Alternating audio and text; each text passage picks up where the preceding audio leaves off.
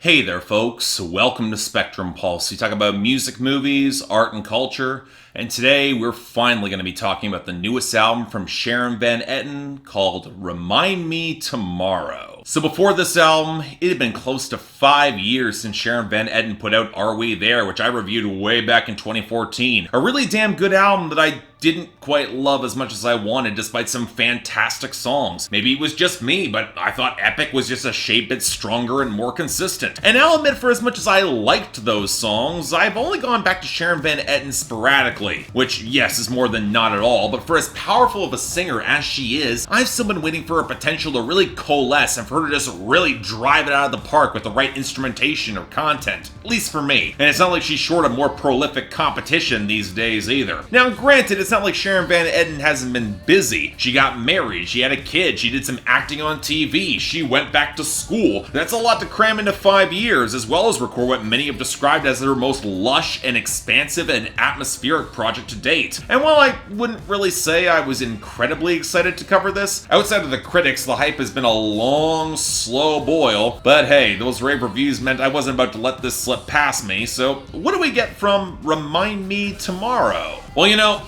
I'll be very straight with you all. I've struggled a lot with this album. Not that it's bad, it's absolutely not. In fact, I'd argue it's really quite good. But in finding the moments that resonate as powerfully as songs like Your Love Is Killing Me and You Know Me Well, Remind Me Tomorrow takes a very different tact and tone that I did eventually come to appreciate and like, even if I would argue it doesn't quite hit the same emotional highlights as powerfully. And as such, I'm a little bit more lukewarm on this album than outright loving it. It's really damn good, but not great. Which, yes, was also the case for me with Are We There, but for very different reasons this time around. Although the roots of some niggling problems I had with that album 5 years ago seem to have grown deeper, but make of that what you will. But before we get into that specifically, I want to start off with what I've always liked about Sharon Van Etten, her vocal presence and her vocal timbre. She's always had the presence, the maturity, and the uncanny ability to convey some real emotional complexity with few words that sparked a lot of comparisons to acts like, say, Joni Mitchell. But in comparison with an act like Courtney Marie Andrews, who has embraced more of the pastoral warmth and folk yearning with similar comparisons to Joni Mitchell, on this album for Sharon Van Etten, both through her vocal timbre and her choice of rougher but more intimate language, there's a greater sense of stakes and tension that courses through these songs. More than ever, you get the impression that she's emerged from the other side of the brink that characterized earlier releases, and there is a shaken but resolute exhalation in finding something new and better on the other side. And while those ghosts might still linger, and they have left their scars, and there's no guarantee of what might come next, her core has persisted,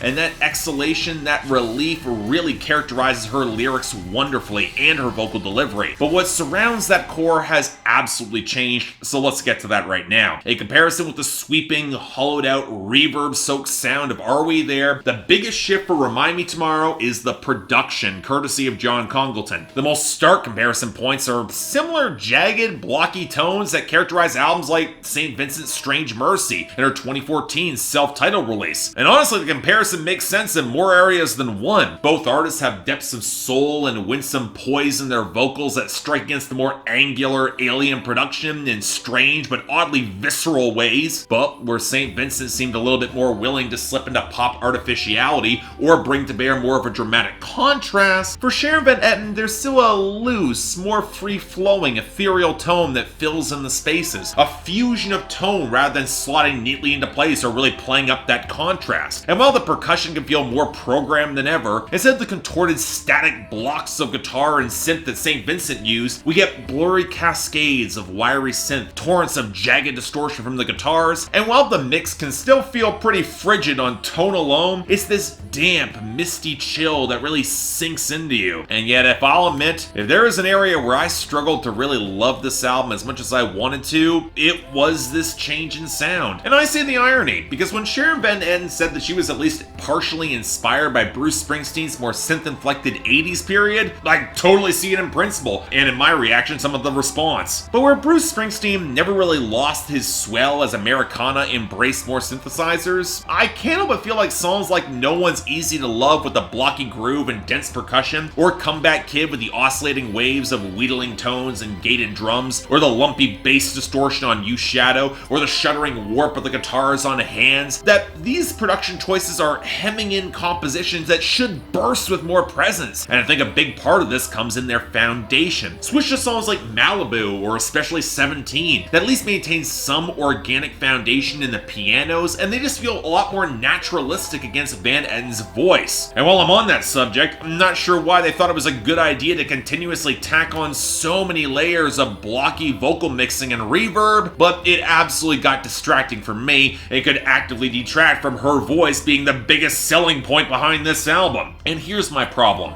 Going back to St. Vincent's self-titled project for a moment, the reason why so many of those blocky alien tones worked so effectively in setting the mood was because the songwriting embraced the twisted alien edge, or was at the very least aware of how it shaped and framed those songs. It's why Bring Me Your Loves is one of her best ever songs for being so crazy and alien, and why Severed Cross Fingers worked the gory contrast so effectively with a lot of the more elegant production. And while the tonal choices certainly can match the discomfort that Sharon Van Etten might feel in both reflection and an unsteady embrace of the future, it's a less elegant fusion. I'm not sure it's one that best flatters her writing and delivery, which is kind of a shame because she still possesses the ability to convey a lot of subtext in these songs through some pretty straightforward, almost underwritten lyrics. From the aching give and take of wounded pride that dooms the relationship on No One's Easy to Love, to the hesitant fear to be truly honest with a new lover on Hands, where she was prepared to say what he wanted to hear, but it's a more revelatory experience when he was willing to hear it all, good and bad. Then we get the songs that do feel a little bit more linked to complicated musings about her past. First with Comeback Kid that slides through the tangle of emotions returning to a hometown that hasn't changed while you have. Very reminiscent of Natalie Hemby's excellent song This Town Still Talks About You from 2017. And then with the love letter to old New York City glory days on 17, where she speaks to her past self fully aware of the pain that will come and then get worse, but not really wanting to dampen some of that youthful exuberance. There's value there. And if there is a deeper theme that seems to wrestle against some of this production, it's letting the natural flow of human experience and connection just go forth, not fall to overanalysis or too much thought. It's why there's such exasperation on You Shadow for those who try way too hard to be liked when they might even compromise their own identities. Or conversely,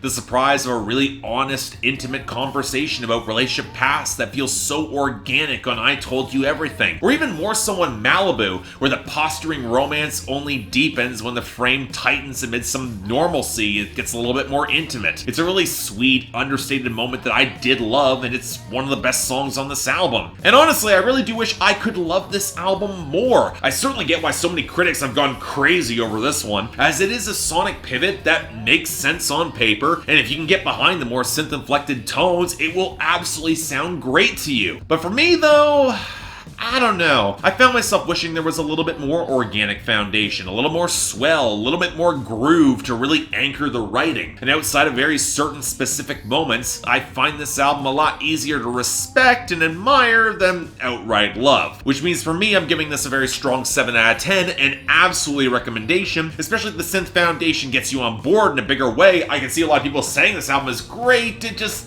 didn't quite get there for me. Either way, it's a sort of artistic pivot I'm not surprised at all that Sharon Van Etten made, and while I'm not really certain I love all the results, she definitely stuck the landing in her own way. So yeah, check this out. So yeah, thanks a lot for watching. If you'd like to like and subscribe, I'd be more than grateful. Oh my god, this was a hard review to film. A lot of background sirens I had to get rid of. But hey, if you want to buy or stream the album, links down there in the description below. And I got the poll up there. I'm curious where you guys fall on this, and especially for all you guys tell me how wrong I am. Looking forward to this one. Beyond that, anything else I might be able to do to improve my presentation, I'm all ears. And hey, if you want to support the channel, link to my Patreon is right over there. I'd definitely be very grateful for all your support, even as I'm still kind of reconfiguring stuff. But until then, I'm Mark, you're watching Spectrum Pulse, and I'll see you next time.